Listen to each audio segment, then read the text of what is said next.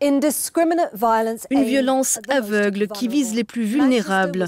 Manchester en a été un exemple terrible avec des enfants et des adolescents visés. Et comme d'autres attentats djihadistes en Europe, il a encore illustré les défis majeurs auxquels doivent faire face les services de sécurité qui tentent de prévenir la radicalisation. J'ai rencontré le commissaire européen à la sécurité Julian King avant l'attentat de Manchester, qui se trouvait au sommet européen des affaires à Bruxelles pour parler cybersécurité. Mais nous avons aussi évoqué le terrorisme islamiste, la radicalisation et les conséquences du Brexit sur la sécurité européenne. Ces déclarations trouvent une résonance particulière au vu de la dernière attaque. Je l'ai interrogé sur ce qui peut être fait de manière réaliste pour combattre cette menace djihadiste protéiforme en Europe. C'est très difficile. Il faut être clair. Nous avons fait différentes choses au cours des 12 derniers mois pour réduire le champ d'action des terroristes et d'autres qui voudraient nous causer du mal, et aussi pour renforcer notre résistance, nos capacités, pour être plus difficiles à cibler. Ce travail va se poursuivre, mais il y aura toujours un certain niveau de risque. Il faut être franc, il ne peut pas y avoir de risque zéro. Quand on voit que des gens se sont radicalisés tout seuls, il faut mener un travail pour combattre cette radicalisation. Essayer d'atteindre des gens qui seraient tentés de sombrer dans la violence et les freiner sur cette voie. La radicalisation s'effectue souvent via les réseaux sociaux. La coopération que vous menez avec ces sites en question est-elle à la hauteur de vos attentes ? Il faut encore l'améliorer, mais maintenant, nous avons une bonne coopération à travers un réseau de plateformes.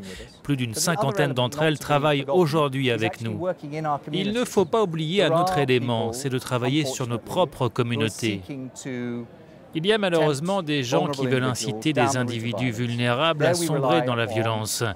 Là, nous devons compter sur nos réseaux de proximité, souvent des acteurs de la société civile, des gens qui connaissent leur communauté. Et nous travaillons avec eux pour essayer d'atteindre les personnes vulnérables, qu'ils soient jeunes, scolarisés ou pas, des personnes qui ont commis des petits délits ou qui sont sortis de prison. Et nous nous appuyons sur des citoyens sur le terrain, dans toute l'Union européenne, pour comparer les méthodes, partager les meilleures pratiques ou simplement s'apporter du soutien, car c'est parfois un combat très solitaire dans certaines communautés. Comment évaluez-vous ce travail ? C'est difficile d'évaluer les résultats. Nous avons bien travaillé avec les fournisseurs d'accès quand on détecte un contenu anormal ou signalé dans 8 ou 9 cas sur 10, il sera retiré. Je suis fier de cela et ce sont des dizaines de milliers de contenus que nous avons fait retirer. Le problème, c'est que nous parlons de centaines et de milliers de contenus que nous devrions tenter de supprimer. C'est donc un défi énorme à grande échelle. Dans les communautés, on doit parler à ceux qui sont en première ligne. Si on parle à certains maires, certains responsables de ces programmes citoyens avec lesquels on travaille, ils vous diront que quand 1, 2 ou 3 personnes ont été détournées d'un chemin vers la violence, cela vaut le coup de faire des efforts. Et les contrôles aux frontières, en faut-il davantage? Doit-on tirer un trait sur Schengen? Comme vous le savez, ce n'est pas le but de la Commission. Son objectif est de revenir à une application totale des accords de Schengen. Mais pour cela, nous avons besoin de contrôles efficaces à nos frontières extérieures. Et récemment, nous avons accompli des progrès considérables en ce sens. Mais n'est-ce pas incroyable de parler encore de cela aujourd'hui? J'ai l'impression qu'on en parle depuis des années quand il s'agit de ces relations transfrontalières, de ne pas laisser les criminels franchir les frontières et échapper aux forces de police. C'est parfois un travail difficile, mais nous avons fait de gros progrès. Si on prend la question du partage des informations, il y a encore des problèmes ponctuels. Ils sont en général le fruit d'un terrible concours de circonstances. Mais l'an dernier, le système d'information Schengen, notre principal système transfrontalier d'échange d'informations en matière répressive, a été utilisé à 4 milliards de reprises. La somme d'informations mises en commun dans ce fichier par les États membres a augmenté de 40% en une seule année. Donc l'engagement des États membres pour coopérer efficacement, y compris à travers l'échange de renseignements, est tout à fait significatif et en augmentation. La cyberattaque qui a fait trembler le web dans le monde entier ce mois-ci a montré à quel point nous étions exposés. N'est-ce pas qu'une question de temps avant que cela ne devienne une nouvelle arme des terroristes ? J'espère que cela aura au moins été une prise de conscience, mais en fait, nous aurions dû être alertés beaucoup plus tôt par ces questions. La cybercriminalité est un secteur en plein essor. Si vous faites une étude auprès des entreprises, plus de la moitié d'entre elles disent avoir été touchées par une cyberattaque d'une manière ou d'une autre en Europe. Et en France, ce chiffre monte à 80%. Les entreprises sont donc conscientes depuis longtemps qu'il faut combattre la cybercriminalité. Et qu'en est-il des États membres de l'Union? Parce qu'ils semblent plutôt récalcitrants, disons, quand il s'agit d'échanger des données en matière de renseignement. On dirait que c'est une chose qu'ils veulent plutôt garder pour eux.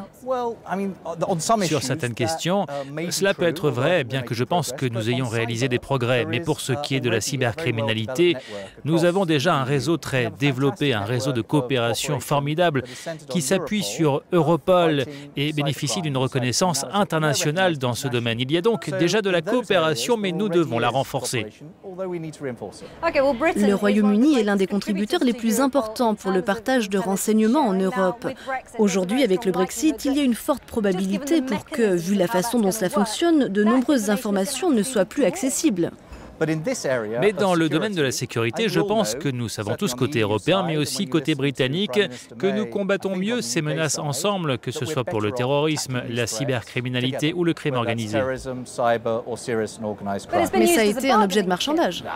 Non, cela n'a pas été utilisé comme un objet de marchandage. Si les Britanniques disent, comme ils l'ont fait dans le passé, qu'ils veulent poursuivre la coopération dans ce domaine, dans le domaine répressif et du contre-terrorisme, alors côté européen, nous serons prêts à y répondre.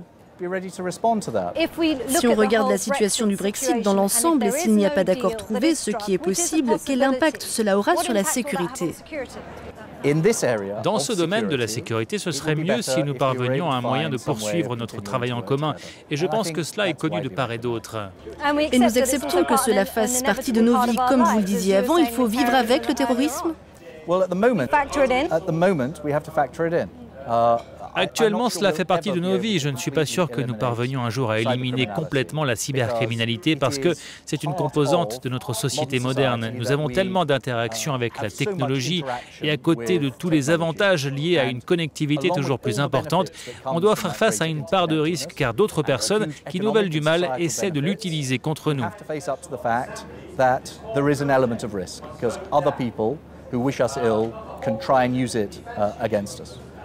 Julie King, many thanks for being with me on the program. Thanks a lot.